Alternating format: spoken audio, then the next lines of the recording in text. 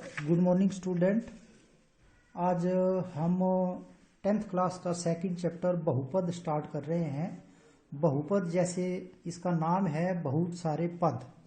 बहुपद एक संख्या होती है जिसमें बहुत सारे स्टेप होते हैं और उसको हम बहुपद बोलते हैं। ठीक है, तो बहुपद दो प्रकार की संख्याओं से बनता है। उसमें दो प्रकार की संख्याएं होती हैं। नंबर 1 चर संख्या। चर संख्या जिसका मान बदलता रहता है इसे हम चर संख्या बोलते हैं। और चर संख्या को हम अक्षरों के माध्यम से बताते हैं। अक्षर जैसे इंग्लिश के अक्षर का ज्यादातर हम इनमें उपयोग करते हैं। X, Y, Z, A, B, C, इस तरह से कोई भी अक्षरों का हम उपयोग करते हैं संख्याओं में, उनको हम चर संख्या बोलते हैं। और इनके हमें बाद में मान निकालने पड़ते हैं। जब हम बोलते हैं बहुपद को हल करो, उसका मतलब है कि इन चर संख्याओं के ये जो अक्षर है इनके मान पता करने हैं। अब दूसरी प्रकार की जो संख्याएं बहुपद में होती हैं वो होती है, उनको हम प्राकृतिक संख्याएं, पूर्ण संख्याएं या परिमेय संख्याओं का वहां उपयोग करते हैं। और यहाँ पर ये जो चर संख्याएं हैं इनमें आ सकते हैं अंक आते हैं 1, 2, -8, 15, 100, इस तरह से कोई से भी अंक। कई बार बटे की संख्या भी आ जाती है इसमें, 1/2, इस प्रकार से। अब चर संख्या और अचर संख्या दोनों को मिला के हमारे पास बनते हैं बहुपद बनते हैं।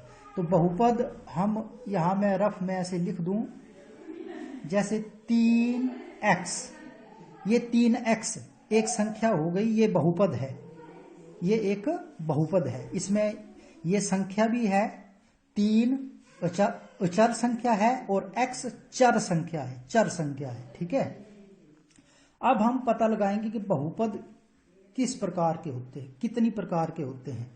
तो बहुपद देखिए, ध्यान से देखिए, यहां पे बहुपद एक पदी बहुपद भी होते हैं। एक पदी बहुपद का मतलब है बहुपद में एक ही पद है। पद मतलब एक ही स्टेप है।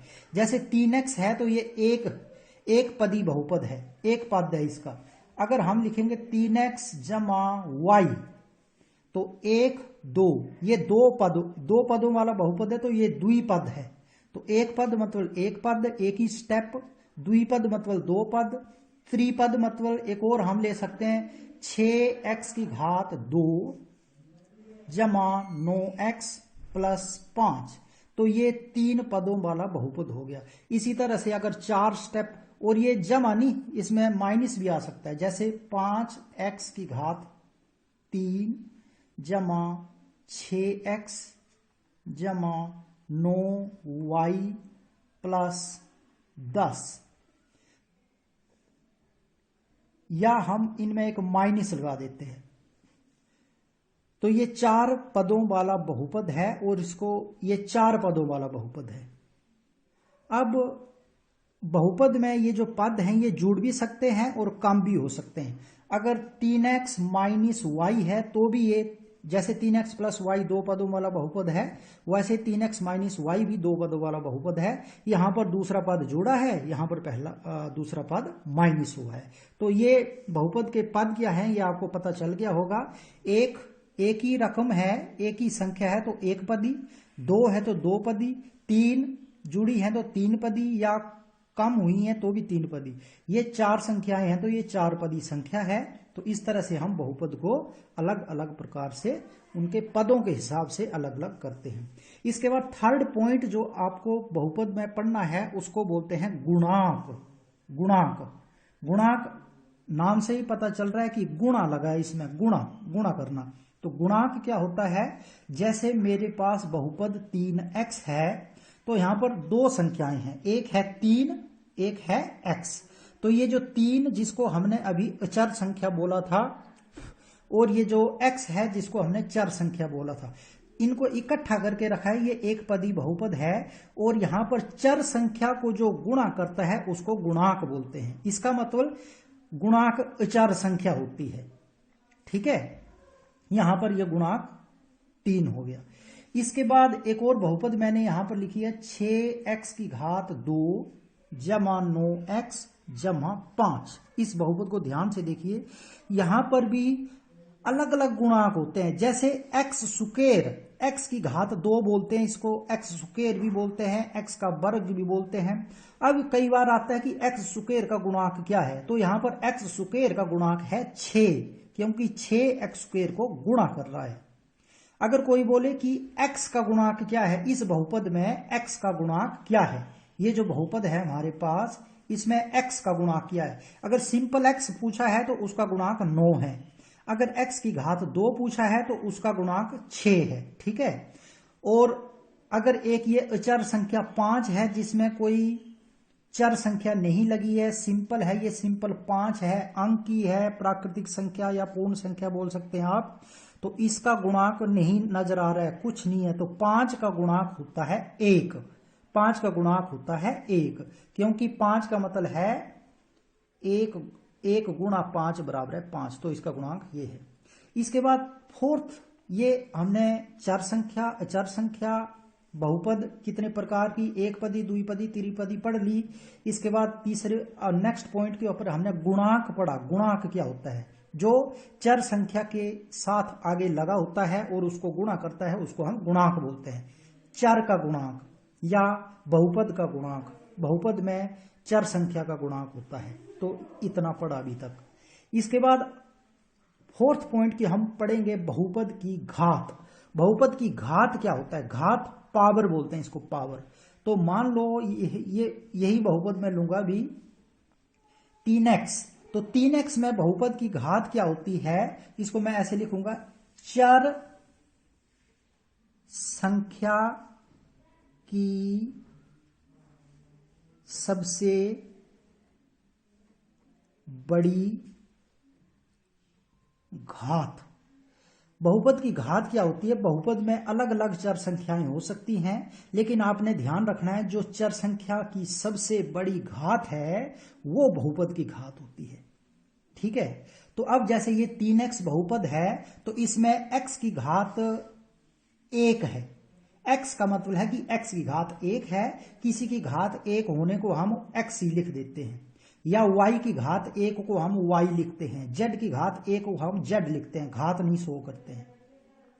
अब मान लो ये बहुपद देखिए, इस बहुपद को ध्यान से देखिए, 6x की घात 2 जमा 9x जमा 5। यहां पर बहुपद की घात कितनी है, तो यहां पर हम देखते हैं कि इस बहुपद में चर संख्या x है और x की घात सबसे बड़ी 2 है, तो बहुपद की घात 2 हुई। इस बहुपद को देखिए, 5x की घात 3 जमा 6x माइनस 9y जमा 10। इसमें चर संख्या x भी है, y भी है, 2 चर संख्या है, यहां पे 2 चर संख्या, लेकिन सबसे बड़ी जो चर संख्या की घात है वो 3 है, तो पूरे बहुपद की घात भी 3 हो गई। ये कुछ चीजें हैं जो बहुपद एक्सरसाइज शुरू करने से पहले हमें पता होनी चाहिए। इसके बाद हम बहुपद के शून्य का पता करेंगे। बहुपद की घात हो गई। नेक्स्ट फिफ्थ पॉइंट इज बहुपद के शून्यक। शून्यक इसको बोलता है zero, zero of polynomial, English में ऐसे बोलते हैं। तो बहुपद के शून्यक क्या होते हैं, ध्यान से देखिए। बहुपद की जो सबसे बड़ी घात आपने देखनी है, जितनी बहुपद की घात है उतने बहुपद के शून्यक होते हैं। ठीक है। तो बहुपद की जैसे घात, ये जो पहला प्रश्न मैंने अभी किया था, 3x बताया आपको, 3x की घात 1 है, तो ये एक घात वाला बहुपद है। ये देखिए 6x की घात 2 जमा 9x जमा 5, ये 2 घात वाला बहुपद है, द्विघाती बोलते हैं इसको, द्विघाती। अगर पदों की बात करें तो इसमें 3 पद हैं, 1 पद, 2 पद, 3 पद, और घात की बात करेंगे तो इसकी 2 घात है, तो इसको द्विघाती बहुपद बोलते हैं। द्विघाती बहुपद मतलब घात 2 है बहुपद की। त्रिघाती बहुपद मतलब घात 3 है बहुपद की। ठीक है। तो इस तरह से आपने करना है। अब बहुपद में जितनी घात होती है सबसे बड़ी, उतने बहुपद के शून्यक होते हैं। द्विघाती बहुपद है, देखिए द्विघाती बहुपद, इस द्विघाती बहुपद की सबसे बड़ी घात 2 होती है, तो इसके शून्यक भी कितने होते हैं, शून्यक 2 होते हैं। अगर त्रिघाती बहुपद त्रिघाती बहुपद मतलब ऐसी बहुपद जिसकी घात 3 है तो उसके शून्यक भी 3 होते हैं। तो शून्यक मतलब बहुपद की घात के अनुसार होते हैं। अच्छा, बहुपद के शून्यक का मतलब होता है बहुपद के हल, बहुपद के हल। बहुपद के जो हल होते हैं कि कितने उत्तर है बहुपद के जितने उत्तर होते हैं ना, उन उत्तर को हम बहुपद के शून्यक बोलते हैं। तो द्विघाती बहुपद की घात 2 है तो उसके 2 उत्तर होंगे तो बहुपद के शून्यक 2। त्रिघाती बहुपद है तो उसके 3 घात होती है तो उसके शून्यक भी 3, मतलब उस बहुपद के उत्तर 3 उत्तर होंगे। तो इस तरह से शून्यक और उसके बारे में आप पढ़ते हैं। मैं एक स्टैंडर्ड द्विघात समीकरण बहुपद बताऊंगा आपको। ए एक्स की घात 2 जमा बी एक्स जमा सी, ये एक द्विघात बहुपद है। ये स्टैंडर्ड द्विघात बहुपद बोलते हैं हम इसको, जहां पर एक्स स्क्वेर का गुणांक 1 है, एक्स का गुणांक b है और c इसमें अचर पद है। ठीक है, तो यहां पर इस तरह से आपने ध्यान में रखना है, ये स्टैंडर्ड बहुपद है और एक्स स्क्वेर का गुणांक a है, एक्स का गुणांक b है और ये c है। तो यहां पर एक और चीज आती है जो हम 2.2 एक्सरसाइज में पढ़ेंगे, उसको भी आज ही फॉर्मूले को मैं अभी बता दूंगा आपको। तो ये क्या है, संबंध है एक, किस किस के बीच में संबंध है ये बहुपद के शून्यकों और बहुपद की घात के बीच में संबंध है। कि अगर मान लो द्विघाती बहुपद है तो उसके 2 उत्तर हैं तो हम लिखते हैं 2 उत्तर हैं तो शून्यकों का योग, इस सूत्र को आप लिखें पहले, शून्यकों का योग किसके बराबर होता है, ये एक नियम है, ये आगे वेरी इंपॉर्टेंट क्वेश्चन आता है पेपर में। शून्यकों का योग किसके बराबर होता है, किसी बहुपद में द्विघाती बहुपद है तो इसके 2 उत्तर हैं, मतलब 2 शून्यक हैं, तो उन 2 शून्यकों का योग किसके बराबर आता है, -b/a के बराबर आता है। ध्यान से देखिए, -b क्या है, x का गुणांक है, इसको मैं यहां पर लिख भी दूं, x का गुणांक मतलब x को गुणा करने वाला, और बटा ये जो a क्या है, ये है एक्स स्क्वायर का गुणांक। ये नियम द्विघाती बहुपद में लगता है। शून्यकों का योग -b/a के बराबर होता है, ध्यान में रखना है, यहां माइनस लगता है साथ में, माइनस। तो आप अगर आप ऐसे लिखें तो -x का गुणांक और एक्स स्क्वायर का गुणांक लिखेंगे आप, x का गुणांक है और इसके साथ माइनस लगा है ये, ठीक है। और अगर इसको आप शॉर्टकट में लिखें तो हम इसको लिखते हैं b/a। शून्यकों का योग जो है वो b/a के बराबर होता है और उसका ऋणात्मक करते हैं, माइनस। इसके बाद शून्यकों का गुणनखंड, शून्यक मतलब क्या बताया मैंने, उत्तर, बहुपद का हल। शून्यकों का गुणनफल मतलब गुणा करके, शून्यकों को गुणा करें तो उसका उत्तर कितना आता है, ये आता है c/a। c क्या है, अचर पद है ये, इसके पास चर नहीं लगा, इसके पास c/a। अच्छा, ये a b c का मतलब क्या है, यहाँ पे ये कोई भी बहुपद होगी तो एक्स स्क्वायर को का गुणांक a, x का b, इसको चलो मैं बाद में बताता हूँ। c/a क्या है, शून्यकों का गुणनफल, ध्यान से देखिए, c/a। अब इसको भी मैं ऐसे करके लिख देता हूं, c मतलब अचर बटा एक्स स्क्वायर का गुणांक, एक्स स्क्वायर का गुणांक, c, इस तरह से। अब मैं एक बहुपद बनाता हूं, यहां पे ध्यान से देखिए आप। मान लो मेरे पास बहुपद आ गई 3x की घात 2 जमा 6x जमा 7। तो ये a b c क्योंकि हमने अलग अलग जगह पर उपयोग करने हैं तो इस बहुपद को भी हम स्टैंडर्ड बहुपद की तरह लेते हैं और यहां पर हम मानते हैं अगर इसको हम ax की 2 जमा bx जमा c के जैसा देखेंगे तो हम पाते हैं कि यहां ए किसके बराबर है? 3 के बराबर है। ए मतलब एक्स स्क्वायर का गुणांक, तो यहाँ एक्स स्क्वायर का गुणांक 3 है, तो ए 3 के बराबर है। बी किसके बराबर है? बी एक्स का गुणांक है और यहाँ एक्स का गुणांक 6 है। तो इस प्रश्न में इसको हम एक प्रश्न मान लेते हैं हम। इस प्रश्न में ए जो है वो 3 के बराबर है, बी जो है वो 6 के बराबर है और सी जो अचर पद है वो 7 के बराबर है। ठीक है, तो इस तरह से आपने ध्यान में रखना है और आगे हम 2.2 में प्रश्न करेंगे। अब मैं आपको आज 2.1 एक्सरसाइज कंप्लीट कराना चाहता हूं। ये मैंने कुछ प्रश्न यहां से ऑलरेडी लिख रखे हैं, ध्यान से देखिए। बहुपद 2, अच्छा हम बहुपद को, प्रश्न नंबर 1 देखिए, बहुपद px, कोई बहुपद का नाम दिया है px मतलब p पोलिनोमियल, अंग्रेजी में बहुपद को पोलिनोमियल बोलते हैं, तो p से लिखा है। और x क्यों लिखा है? क्योंकि x का मतलब है कि इसमें चर संख्या x है। ठीक है, तो आप y बराबर है px का ग्राफ खींचना है हमने। 2.1 एक्सरसाइज है और उसमें शून्यकों की संख्या ज्ञात करनी है। ग्राफ में अलग अलग प्रश्न है, यहाँ पर 6 पार्ट है मेरे पास, ये मैंने ऑलरेडी बना के रखे हैं। अब क्वेश्चन नंबर 1 को आप फोकस करिए, यहां ध्यान दीजिए। यहां पर ये वाली जो लाइन है ये एक्स अक्ष होती है, आपको पहले बता दिया गया है। 6ठी 7वीं 8वीं 9वीं तक आप 10वीं में पहुंच गए हैं तो ये आपको पता है कि ये एक्स अक्ष है।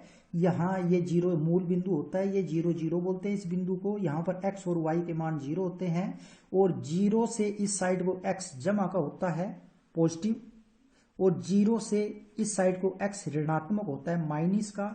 0 से ऊपर को y जमा का होता है पॉजिटिव और 0 से नीचे को y माइनस का होता है। अब ये आपको एक वो तो बना हुआ था, ग्राफ बना हुआ था ये, तो अब इसको ध्यान से देखिए आप। ये लाइन है, ये लाइन है, आपको बोलती है ग्राफ में अगर ये लाइन है तो y बराबर है px का ग्राफ है ये, और इसमें कितने शून्यक हैं? ध्यान से देखिए। शून्यक मतलब बहुपद को शून्य बनाने वाले, उसका हल होते हैं वो शून्यक। तो px का मतलब x चर संख्या है, px का मतलब x क्या है? चर संख्या है। तो जितनी बार ग्राफ की जो लाइन है वो x एक्स को टच करती है उतने शून्यक होते हैं। x अक्ष को जितनी बार टच करती है उतने शून्यक होते हैं। तो यहां पर ये जो लाइन है ना, ये लाइन x अक्ष को टच नहीं कर रही है, सिर्फ y अक्ष को टच कर रही है, x अक्ष को टच नहीं कर रही है। इसका मतलब बहुपद में के शून्यक नहीं है, बहुपद का कोई भी शून्यक नहीं है, बहुपद का कोई भी हल नहीं है। शून्यक कितने हो गए इस बहुपद में? शून्यक बराबर है 0, कोई हल नहीं है, शून्यक नहीं है। आपने लिखना ये जो पार्ट नंबर 1 है क्वेश्चन नंबर 1 का, प्रश्न नंबर 1 का पार्ट नंबर 1, बहुपद का कोई शून्यक नहीं है, कोई हल नहीं है। अब प्रश्न नंबर 2 को देखिए, x अक्ष है, ये y अक्ष है। अब हम देखते हैं ये एक लाइन जा रही है, ग्राफ की लाइन है ये ग्राफ आपको बनाने आते हैं, 9th तक आपने पढ़े हैं, बताएंगे भी हम बाद में आपको। और अभी इसको देखो, ये जो ग्राफ की लाइन बनी हुई है ऊपर को, ये x अक्ष को एक बिंदु पे टच कर रही है, काट के निकल रही है। तो इसका मतलब इस बहुपद का एक हल है, यहां पर एक हल है। या बहुपद में शून्यकों की संख्या, तो आपने लिखना इसको अलग, शून्य को बहुपद में कितने शून्यक हैं? 1।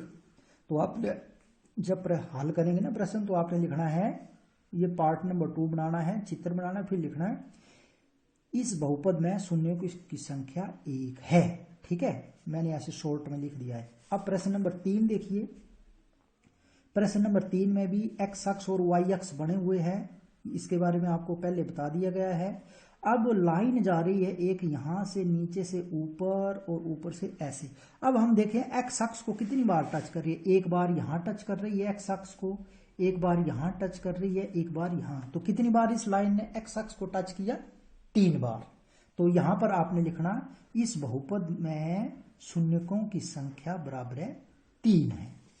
अब इस चौथे प्रश्न के ऊपर आइए आप। यहां भी x अक्ष और y अक्ष बना हुआ है और ये जो ग्राफ की लाइन ये वाली है यहां पे, तो यहां ये 2 बार टच कर रही है, 2 बार। तो यहां पर आपने लिखना शून्यक कितने हैं 2। पांचवें बहुपद को देखो, यहां पर जो ये लाइन है अलग अलग प्रकार की लाइनें हैं, 1 2 3 4, 4 बार टच कर रही है। तो आपने लिखना बहुपद में शून्यकों की संख्या बराबर है 4, 4 शून्य है। अब इस बहुपद में 1 2 3, तो इसमें बहु शून्य का कितने हैं, शून्य के बराबर है 3 है। तो इस तरह से आपकी 2.1 एक्सरसाइज है। आपके पास बुक है सभी बच्चों के पास, तो बुक से भी उसको देखें। चित्र वहां से, चित्र पेंसिल से बनाने हैं और लिखना पेन से है। जैसे आपने ये मैंने 5th पार्ट कराया है, इस बहुपद में आपने लिखना है, चित्र बनाना, फिर लिखना इस बहुपद में शून्यकों की संख्या 4 है। तो ये हमारा आज का टॉपिक था, बहुपद के बारे में थोड़ी सी मैंने आपको जानकारी दी एक पेज के ऊपर, और यहाँ पे आपको ये जानकारी दी बहुपद की इंट्रोडक्शन, कुछ चीज़ें जो आप 8वीं 9वीं तक भी आपने पढ़ी हैं, लेकिन फिर एक बार रिवाइज करा दिया मैंने। और ये 2.1 एक्सरसाइज पढ़ाई, कल हम 2.1 एक्सरसाइज करेंगे। ओके।